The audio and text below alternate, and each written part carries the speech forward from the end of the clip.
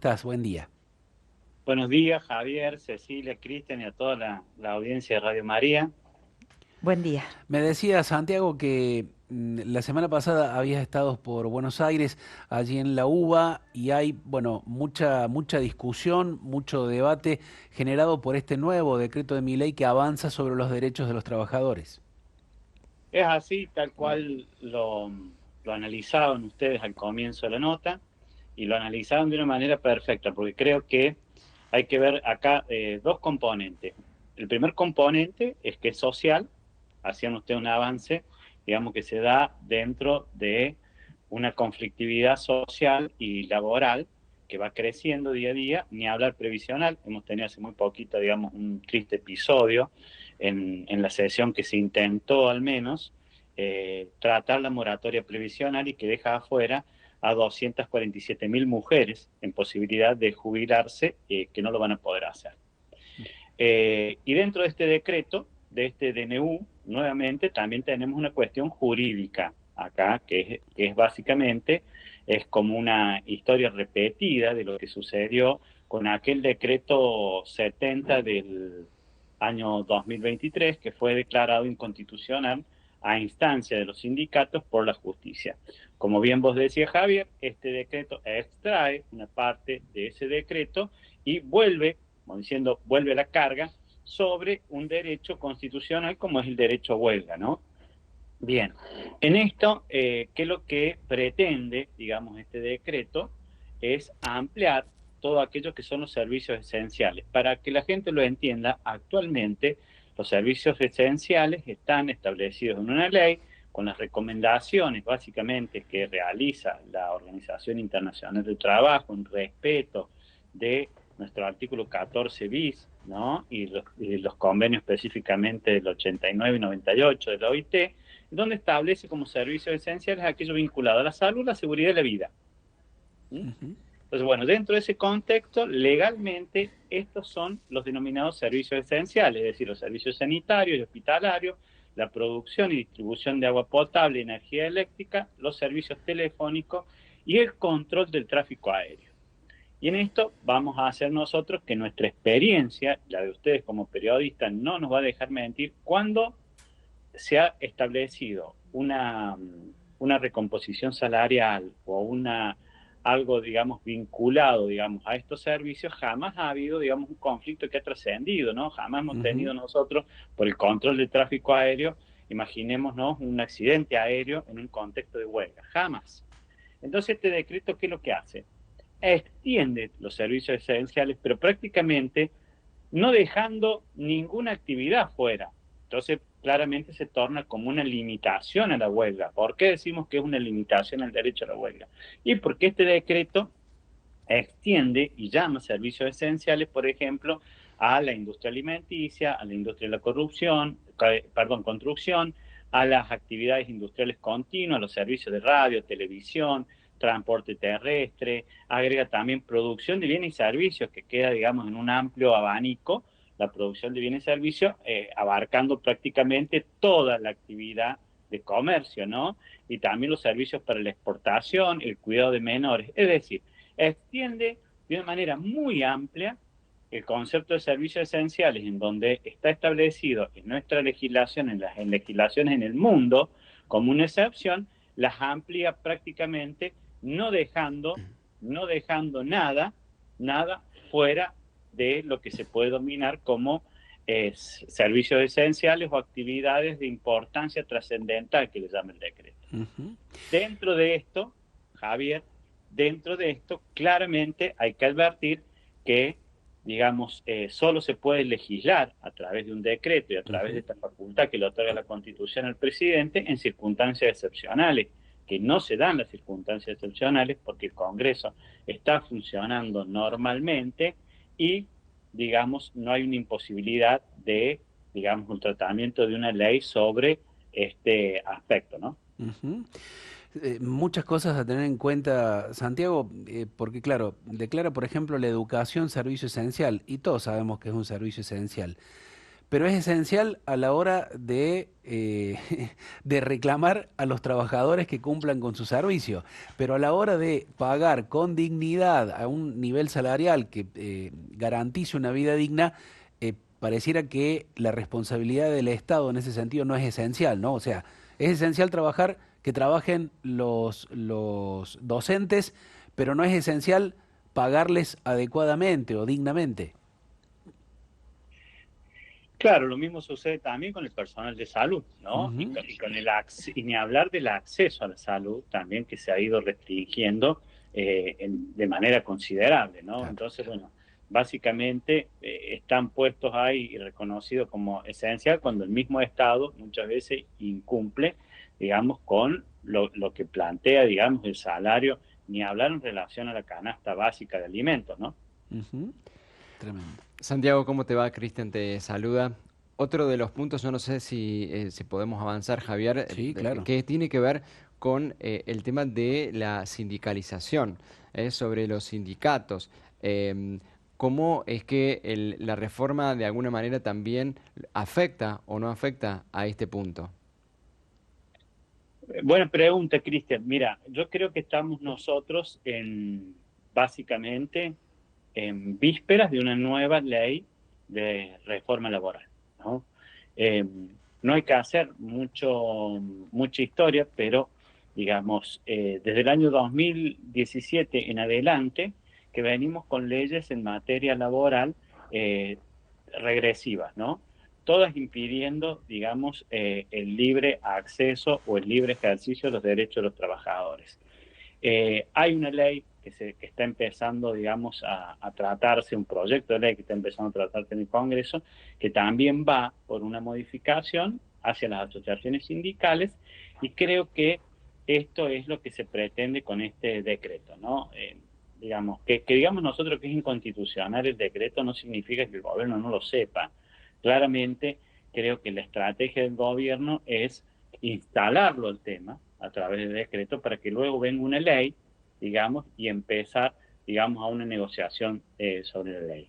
Que estemos hablando de esto no es una casualidad, sino una causalidad que la provoca el gobierno justamente donde hay un clima en donde parece ser que el trabajador, digamos, el culpable de todos los males que sufre la Argentina, ¿no? Y de las malas decisiones económicas que han tomado todos los gobiernos, sin dejar a nadie a salvo de este momento hasta ahora, ¿no? Entonces, se lo demoniza al trabajador, se lo demoniza, digamos, a las asociaciones sindicales, se lo demoniza de alguna manera al sistema sindical argentino con el único objetivo, básicamente, de quitar derechos, de, digamos, cumplir con las exigencias del Fondo Monetario Internacional en este punto. Recordemos que en su momento, cuando se le pregunta al presidente Milei sobre el déficit fiscal y las leyes laborales, ¿sí? Cómo veía él, digamos, el tema de las exigencias del fondo, claramente dijo que para él no era, digamos, un problema la exigencia del Fondo Monetario Internacional, porque, digamos, dentro de su modelo económico incluso iba a ser mucho más estricto que los condicionamientos que ponga el Fondo Monetario Internacional. Bueno, claramente el gobierno sabe que un decreto de necesidad y urgencia no pasa, digamos, básicamente el umbral de la constitucionalidad. Entonces lo que se plantea básicamente es como una maniobra distractiva donde van a venir una serie de leyes que, digamos, en el transcurso de este año se van a poner, digamos, en análisis en el Congreso de la Nación. Santiago, ¿por qué es tan importante para la justicia social, para que haya justicia social, el derecho a huelga? Tanto es así, lo decíamos, ¿no? Que la doctrina social de la Iglesia de rerum novarum para acá lo justifica, digo, dice que tiene que estar presente, que es un derecho efectivamente que los trabajadores tienen. Bueno, en la evolución de este derecho, Javier, en la Argentina en principio era delito la huelga, ¿no? Ujú. Entonces hubo que desandar y hubo que tener muchas conquistas sociales para que tenga no solamente, digamos, un reconocimiento en la Constitución a través del artículo 14 bis, que garantiza como un derecho colectivo de los trabajadores justamente dentro del derecho del trabajo, el trabajador está en pie de desigualdad, ¿no? De desigualdad de negociación y de una desigualdad que no solamente se visualiza hay tres momentos, digamos, en el contrato de trabajo, ¿no? El ingreso, el transcurso, digamos, donde está vivo el contrato de trabajo y el momento de la extinción.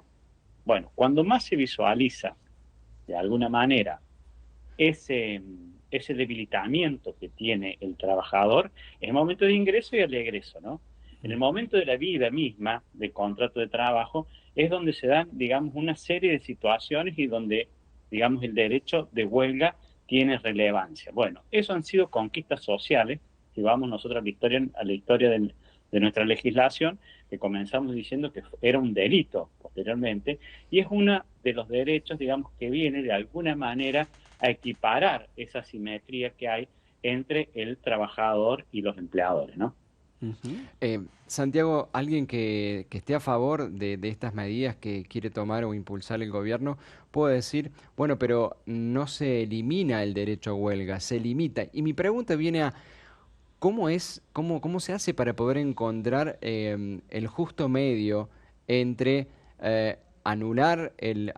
digamos, ir sobre o en contra del derecho y limitarlo de manera prudente? ¿Cuál es el justo medio para que uno pueda comprender? Bueno, el punto medio acá sería, digamos, siempre que tenemos una regla, tenemos una excepción, ¿no? Bueno, la regla general sería, básicamente, el derecho a huelga. La excepción está dada por estos denominados servicios esenciales, Sí, donde nosotros ya tenemos una ley que los reglamenta y que los enumera, ¿no? Y son aquellas actividades en donde esté vinculada la salud, la seguridad y la vida. y la vida. ¿Mm? Bien, entonces si yo amplío ese catálogo, Cristian, si yo amplío y hago la situación inversa, ¿no? Si yo planteo prácticamente todas las actividades comerciales, industriales, dentro de la excepción, me va a quedar que la regla Es la es que no se excepción. puede hacer huelga y la excepción van a quedar excepcionadas, digamos, distintas actividades que habría que buscarlas, ¿no? Porque, por ejemplo, digamos, ¿no? Han escapado muy pocas actividades a la regulación de este decreto 340, ¿no? Enumera la aeronáutica comercial, el cuidado de menores, la educación en nivel inicial, primario, secundario y especial, actividades de importancia trascendental, las llama también a la producción de medicamentos, transporte terrestre, servicios de radio y televisión, actividades industriales continuas. Es decir, enumera un sinnúmero de actividades en donde deja prácticamente a la Claro, huelga como una excepción. exacto. Claro, Ujú. cambia todo. Muy, muy claro. Leíamos en el punto 304 del compendio de la doctrina social de la Iglesia, digo un poco para enriquecer el diálogo que estamos teniendo, incorporando puntos de la doctrina social. Dice, la doctrina social reconoce la legitimidad de la huelga cuando constituye un recurso inevitable, si no necesario, para obtener un beneficio proporcionado, después de haber constatado la ineficacia de todas las demás modalidades para superar los conflictos. Bueno, siempre los conflictos previos, uno entiende que el contexto lo marca, ¿no? Una caída del salario real, los empleados sindicalizados se dan cuenta, bueno, ¿cómo defendemos nuestro salario? Se hace el reclamo, el patrón o la patronal dice, no, miren, no hay forma. Bueno, ¿qué hacemos? ¿Qué hacemos? Y ahí surge el derecho a huelga, ¿no? Exactamente, que también podemos decir que hay mecanismos dentro del Estado, porque la conciliación obligatoria, Ujú. Ujú. las facultades de policías la tiene el Estado a través del Ministerio de Trabajo, ¿no? Una vez que se dicta la conciliación obligatoria, cesa eso y te tenés que sentar a una mesa, digamos, a negociar, Javier. Es decir, los mecanismos están. Claro. Nosotros no se ha hecho uso abusivo de este derecho dentro de la historia argentina. Dígame, cuando se ha llamado a un paro de manera, digamos, abusiva, Ujú. prácticamente, y cuando se realizan muchas veces estos paros generales, dicen, bueno, la actividad se resintió, digamos, en tantos miles de millones. Bueno, fíjense el valor que tiene el trabajo, Claro. que generalmente se termina reconociendo una vez que hay un paro o que hay una medida digamos, de esta naturaleza, ¿no? Santiago, acá cuando dice constituye un recurso inevitable, me da la impresión que muchas veces em, fallan los diálogos que hay entre la patronal y, por ejemplo, los sindicatos. Hay un problema ahí de puja y muy pocas veces o casi nunca hemos escuchado que hay mediación. ¿Podría ser un elemento importante para no llegar a una huelga, teniendo en cuenta lo importante, teniendo en cuenta la legitimidad de la huelga, para trabajar previamente, por ejemplo, una mediación? Es importante, Cristian, y esa es la línea de razonamiento. Esta es la línea de razonamiento. La huelga justamente es una herramienta. No existe el paro por tiempo indeterminado, la huelga por tiempo indeterminado. Cuando los trabajadores van a esta herramienta que es la huelga, es justamente para sentarse a negociar. Porque el paro por tiempo indeterminado, ¿a qué te lleva? Te lleva a las mismas condiciones en las que estás reclamando. Entonces, es de alguna manera un elemento de presión para justamente sentarse a negociar. Uno muchas veces en los conflictos laborales, esto se lo planteamos a los sindicatos y a los gremios, ¿no? Es decir no existe el paro por tiempo indeterminado. Por más que sea una proclama, que digamos en el fervor de un conflicto laboral se puede llegar a plantear y se puede llegar a interpretar de esa manera, no existe, ¿no? El derecho a huelga y todas las medidas que puedan tomar los trabajadores son distintos tipos de herramientas justamente para llegar a la conciliación, para llegar a concertar, digamos, aquellos derechos que no están siendo respetados. Ujú. Otro de los puntos que veíamos allí es el avance sobre sobre la sindicalización, ¿no? La mirada muy crítica respecto de la asociación de los trabajadores, que puede tener que ver con lo que ha ocurrido a veces en abusos o casos de corrupción, visto en algunos dirigentes en particular en los sindicatos de la Argentina, también la partidización de la actividad sindical. Bueno, son todas cuestiones negativas que llevan a mucha gente a tener una mirada crítica respecto de los sindicatos. Pero en este sentido, por ejemplo, la doctrina social de la Iglesia dice, el magisterio reconoce la función fundamental desarrollada por los sindicatos de trabajadores, cuya razón de ser consiste en el derecho de los trabajadores a formar asociaciones o uniones para defender los intereses vitales de los hombres empleados en las diversas profesiones. Después avanza, ¿no? Dice, se han desarrollado los sindicatos sobre la base de la lucha de los trabajadores del mundo del trabajo y ante todo de los trabajadores industriales para la tutela de sus justos derechos frente a los empresarios y a los propietarios de los medios de producción. Estoy leyendo compendio de la doctrina social de la Iglesia. Claramente, claramente, Javier, y es así. De ninguna manera la doctrina social de la Iglesia, lo que planteamos nosotros, digamos, es, digamos, avalar conductas de los dirigentes sindicales, conductas inmorales, digamos, o corruptas de los dirigentes sindicales. Nosotros hablamos de derechos laborales, la doctrina social de la Iglesia lo plantea, y lo plantea en un momento en donde la industrialización, digamos, estaban haciendo, y había muchos abusos laborales.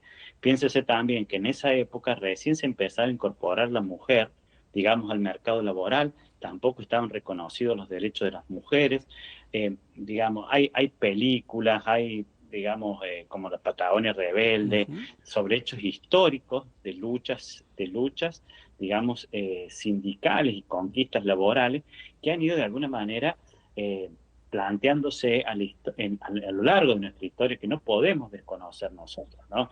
Es decir, nunca hay que olvidar el punto de partida, digamos.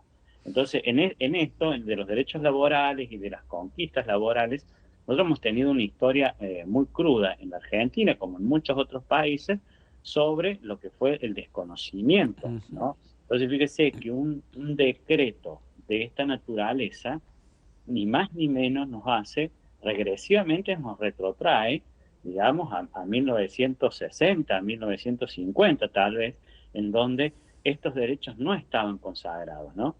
Ujú. Ceci. Santiago, un mensajito que llega a través del canal de YouTube, gente que está mirando el canal, está compartiendo la entrevista y dice, hay que decir algo que nadie dice. Ningún decreto ni ley está por encima de la Constitución Nacional. El derecho a huelga está en la Constitución. Hacerla valer y respetar depende de todos. Eso está respetado. Si nos podés explicar cuál es la diferencia con lo que ahora está anunciando Milei.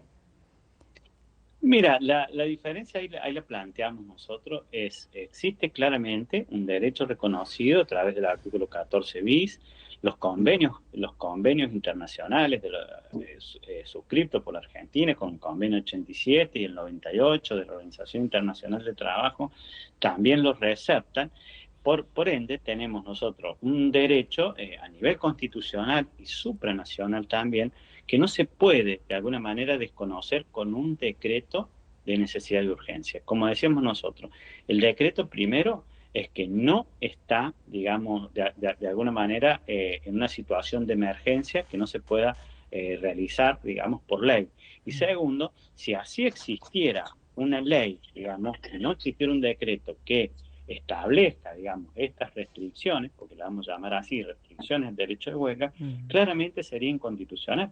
Claro. Claramente sería inconstitucional. Lo que sucede, Cecilia, es que acá, digamos, la inconstitucionalidad la tiene que declarar la justicia. Y como nosotros decimos, ya el decreto 70 del 2023, que comprendía un capítulo muy similar a este decreto, fue declarado inconstitucional.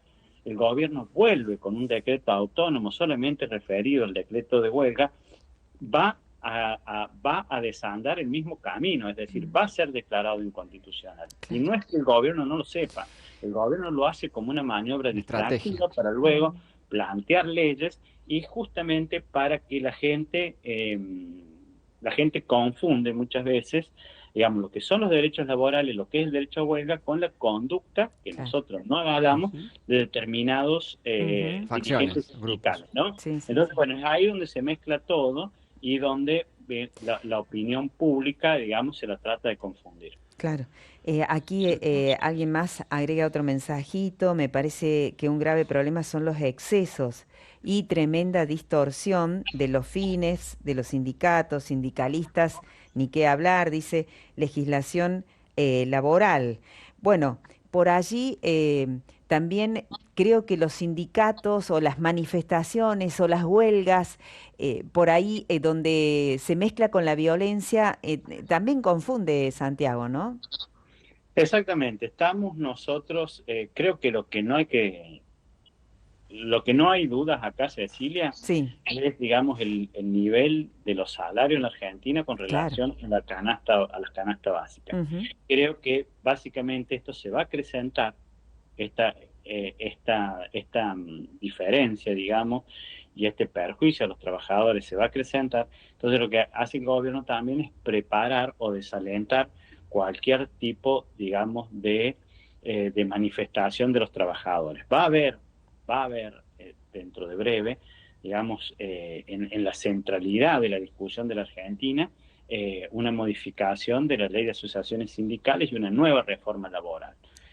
Calculo yo de que ya la ciudadanía no está, digamos, en la misma posición que el año pasado, en donde parecía que se permitía todo, ¿no? Y hoy parece que estaría todo avalado, digamos, a este gobierno. De alguna manera, creo que lo que sucedió la semana pasada, digamos, en el Congreso de la Nación, con los jubilados, ya comienza a verse, digamos, algún tipo de reacción social frente a esto.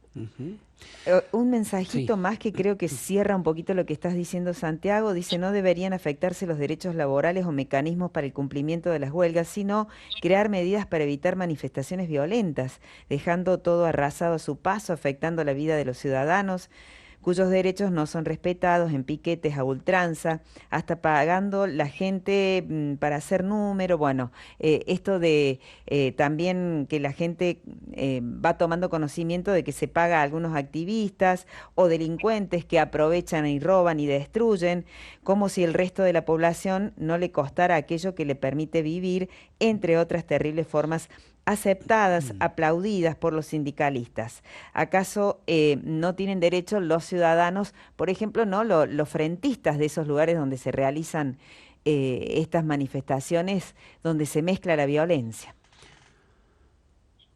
Yo, sinceramente, Cecilia, en lo que va del año no he visto piquetes, Mm. no los he visto. Sí, las manifestaciones por los derechos de los jubilados han producido algunos destrozos en la ciudad de Buenos Aires, por ejemplo. Sí, creo que básicamente, digamos, hay que ser insensible para, básicamente, para no acompañar el reclamo de los jubilados, ¿no? Aparte también lo que se vio es un fuerte dispositivo policial, y se vio represión también. Entonces, Claro. poner el foco directamente en los daños, creo que hay que ver, digamos, el panorama completo y cuál es la real situación de los jubilados en la Argentina, ¿no? Es decir, ni hablar, Cecilia, de lo que ha subido la canasta de medicamentos. Creo que si no hay reclamo más legítimo en la Argentina que el de los jubilados, entonces, digamos, ya no podemos hablar y no podemos reconocer absolutamente nada, ¿no? Mm. Un jubilado de la Argentina gana menos de 400.000 pesos, ¿no? Bueno, la mínima, ¿no? El bono de 70.000 pesos que perciben los jubilados que cobran por debajo de la mínima, no se mueve desde el año 2023. Mm. El año 2023, 70.000 pesos ese bono. Hoy sigue siendo ese bono. Es decir, es un Increíble. capítulo, Cecilia, para analizarlo, digamos, de manera global. Si usted me dice, bueno, sí, hubo algún destrozo, sí, claramente, uno Ujú. no está de acuerdo con eso, no está de acuerdo. Mi derecho termina, digamos, cuando comienza el derecho de otra persona.